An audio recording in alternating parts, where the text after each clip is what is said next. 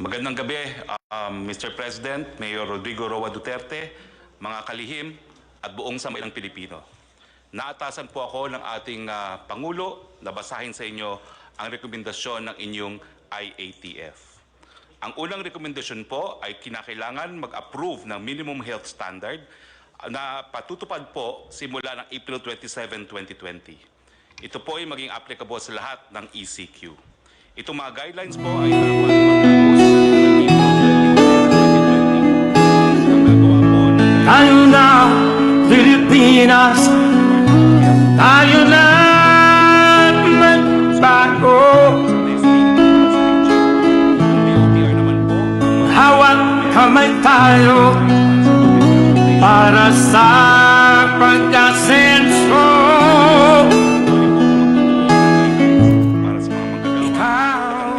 Ang bubuo ng guidelines para sa infra-construction.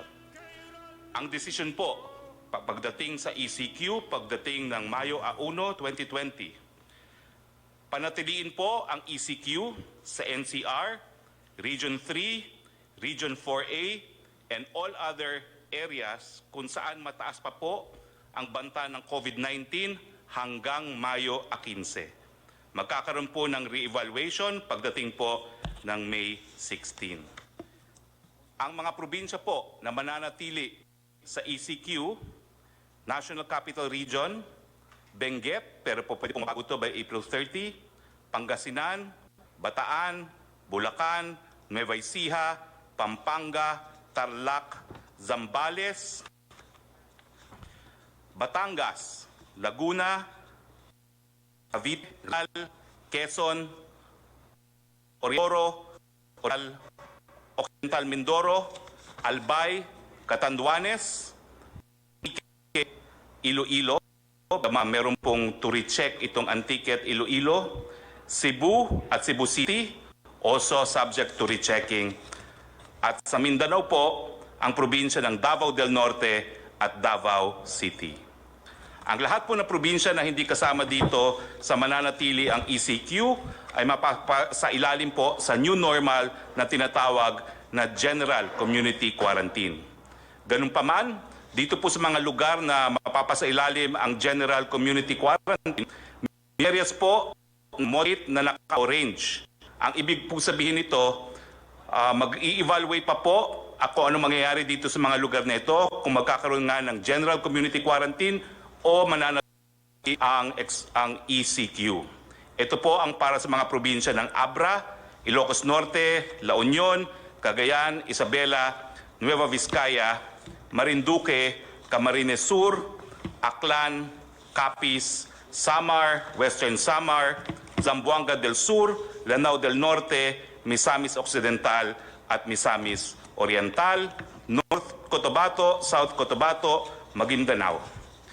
Yung mga areas naman po na low at moderate ay mapapasilalim nga po sa GCQ, ang new normal. Yung mga moderate na areas po ay ang mga probinsyang Negros Occidental, Negros Oriental, Siquijor, Davao del Sur, Davao Oriental, Sultan Kudarat, Lanao del Sur.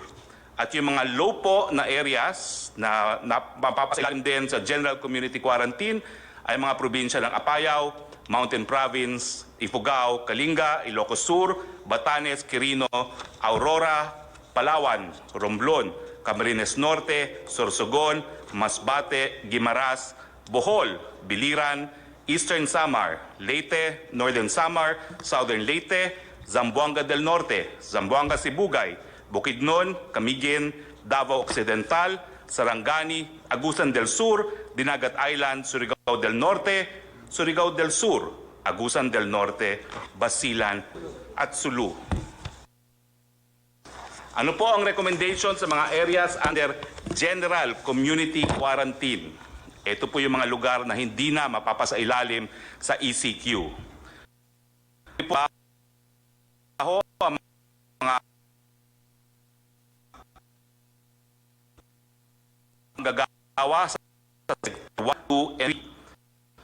ito gagawin on working mga hanggang mga 60 and up and high health risk mananatili po sila sa kanilang mga tahanan.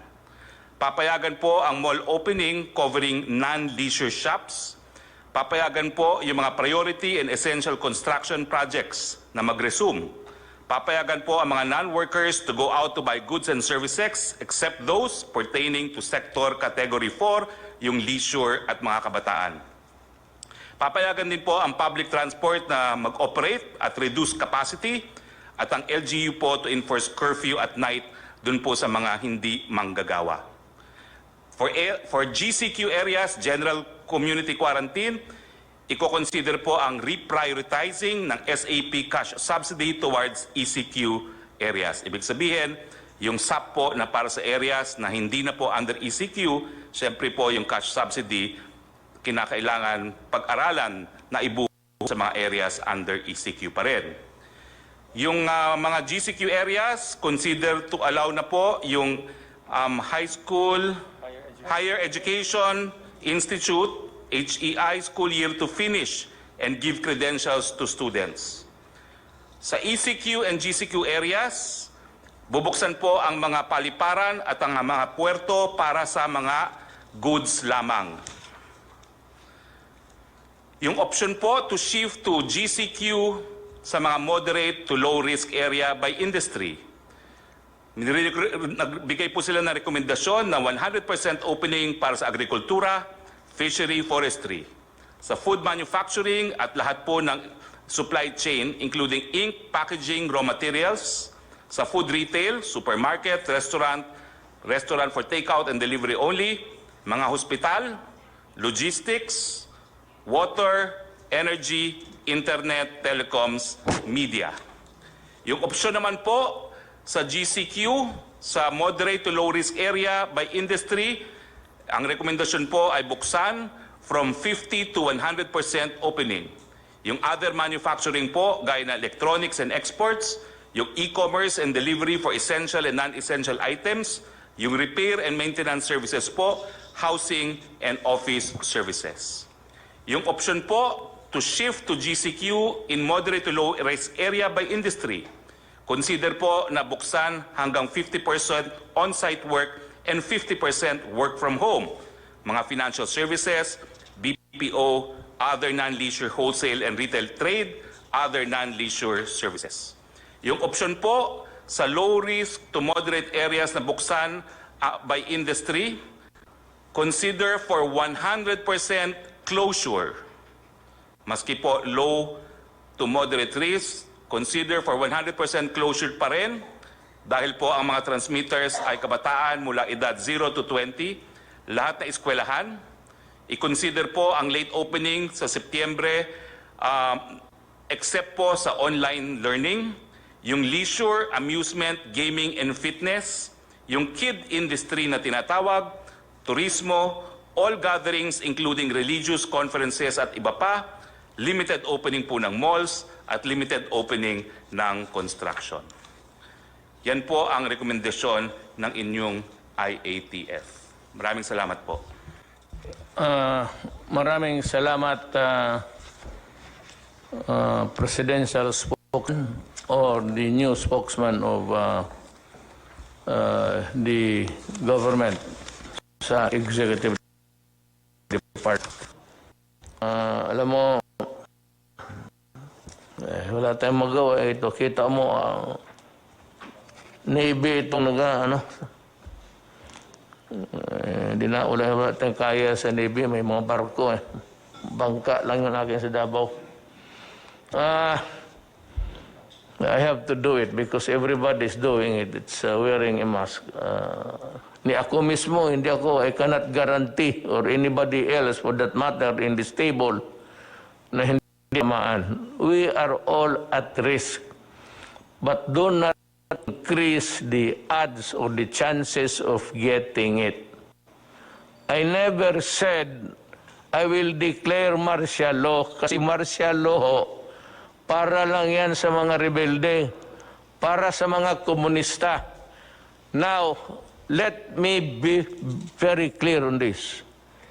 If itong lawlessness which has imposed us by the NPAs for the longest time, 53 years, baski saang probinsya may NPA.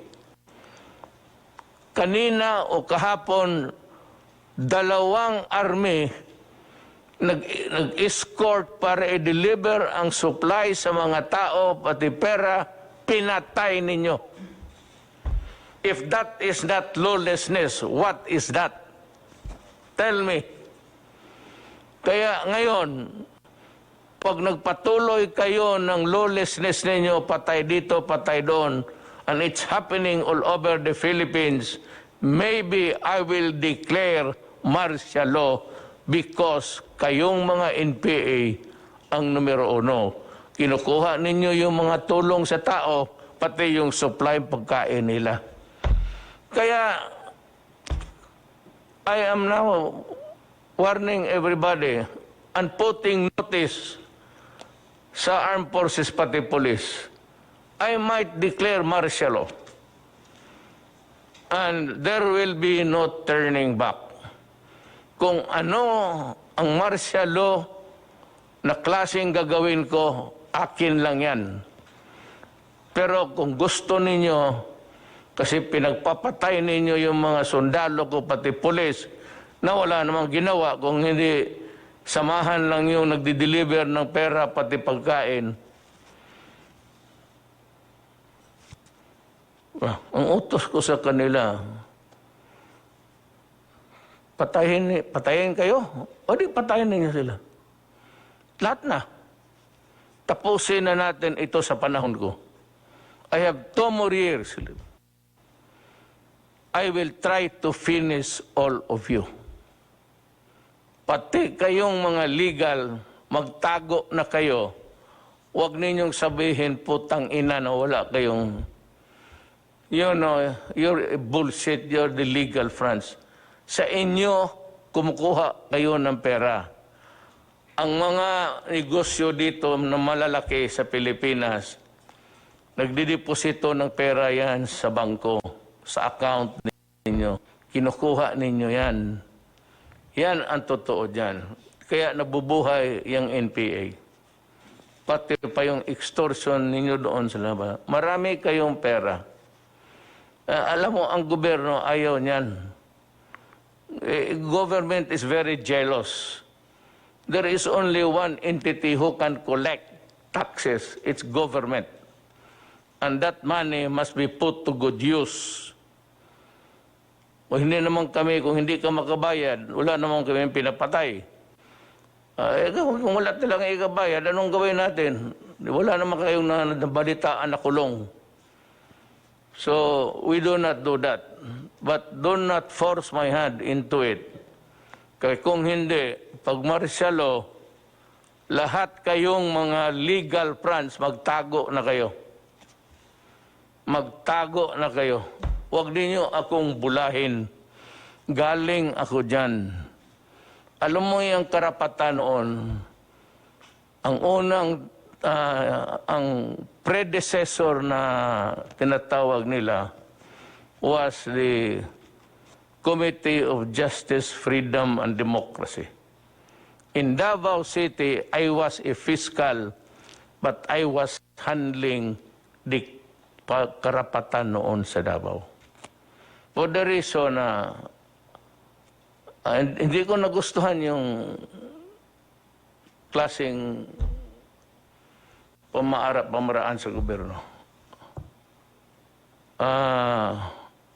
It was a dictatorship and it was not really, hindi naman tayo sinira ang demokrasya. Kaya kung sabihin ninyo na sisirain ko ang demokrasya, hindi. Lulutasin ko ang demokrasya sa inyo. You made it impossible for me to move. At gusto ninyo ipasok muna yung mga demand. Ayaw naman ng military. Binigay ko sa military yung papel ninyo. Sabi ng military, ayaw nila. Sabi ko, you explain to me bakit. So I gave them about 2 hours explaining to me bakit. Bakit hindi pwede yan? Ganito yan, sir. Sabi ko, sige, naniwala ako sa inyo. And I'm calling the armed forces to invent something more, to innovate so that the soldiers will not be at the mercy of them. Pag dalawa lang yung sundalo, kawawa naman. Magdating yan doon, they will just swoop down, isang 10, wala talagang lawan. Kaya sabi ko, at this time, the armed forces should go into innovations. Sabi ko, wag ka mag-surrender, ha? Kayo mga NP, do not ever raise your hands. Kasi ang order ko, kung lumaban ka na. Wag kang mag-surrender.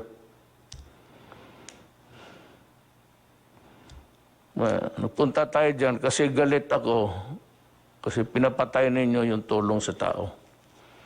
Ang tulong sa tao will continue. We will not reduce the volume at this time, but we are running low of funds. Secretary Dominguez might want to tell us what he is doing and planning to do so that we can have the level of the money supply so that we can maintain our assistance to everybody. Sani?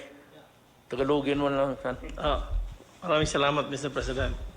Ang katotohanan po, ang budget natin para sa 2020 ay 4.1 trillion pesos. So far, ang nagastos po natin is already for this COVID is na hindi natin plinano ay 352.7 billion pesos na. At masasabi ko po na so far, na-finance natin itong amount, na-finance natin partly sa tax collection, pero bumababa na ho yung tax collection natin. Ang balanse, pininanso natin sa sarili nating savings at humiram pa tayo ng pera sa mga multilateral agencies kagaya ng ADB at World Bank. So far ho, sufficiente po yung cash natin, pero naiipit na po tayo sa budget allowance natin. So yan po ang problema natin ngayon. May cash ho tayo, pero wala ho tayong authority gumastos ng ganong kalaki. So we're making sure na lahat ng gastos natin ay number one, for the benefit of yung pinakamahirap sa bayan natin. At rinireserba ho natin yung balanse para sa mga build projects natin para pag natapos na itong COVID, may pera tayo pang invest sa build ho. At saka we will create jobs and we will create business opportunities with that. Thank you ho. Actually, what Sunny is telling us is that there's money for now. Because, alam mo, yung budget nga natin, yung ginawa last year to be implemented now, walang COVID dyan. So, Department of DSWD, Highways, Department of Trade and Industry, Health, nakaplantsa na yan. So ngayon, pagdating ng COVID, tanggalan ko yan ng mga proyekto dito sa highways. Yung highway dyan, wala na muna yan. Sabihin ko kay Tugadi, huwag na muna yan. Minus yan. Lahat para makapag-ipon at kinuha na yung budget na yung regular budget sana kung walang COVID, it was going smoothly to be implemented this year. But because of the COVID, yung first and second, third quarter, alam mo wala yung pera. Sabi ko, hangin lang yan. Yung sinasabi ni isa pang itong walang alam na ugok ito si Trillanes. Nagsasalita ng trillion ng hangin. Trillion of cubic meters of air in your head. And it is too tight. That is why para kang buang sa salita ka ng trillion. Kaya ikaw yung putang ina pa, rebuilde ka pa dyan. Hindi ka pala marunong eh. Kita mo kung nanalo kayo, ano nangyari sa Pilipinas? Puro porma, puro hambog, puro hamon, at batukan mo raw ako, sabihin ko sa driver ko, sampalin ka. Ang driver ko lang, utosan ko, kay handyan ka lang. Ang tingin ko sa iyo, ka-level mo, driver, ulol. Yan. So, yan ang ating, kinukuha na natin yung mga projects this year. Wala na, sabihin, kalimutan mo na muna yun. That was prepared. Preparado na yun. Eh, dumating COVID. Wala. Ito. What we are making sure, Sunny has said earlier in the previous meeting, that if the funds are not sufficient, they will have to borrow. Then, if the borrowed money is not enough, then we have to sell the assets. Yung cultural center, maraming sinong mayaman dito na pargawain niyang mansyon. Iyo na yan. Magsalida ka araw-araw dyan, mag-isa. Lahat ng lupa, ipagbili ko para itulong ko sa tao kasi why am I talking this way? You know why? There is no telling how long, gaano katagal itong COVID sa buhay natin. Kaya lang, at least one of the redeeming factors now,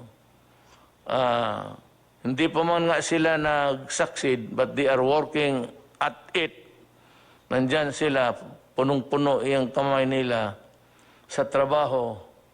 And they are working, and there are signs that they will succeed. Sabi ko sa iyo, sa oras lalabas ang vaccine,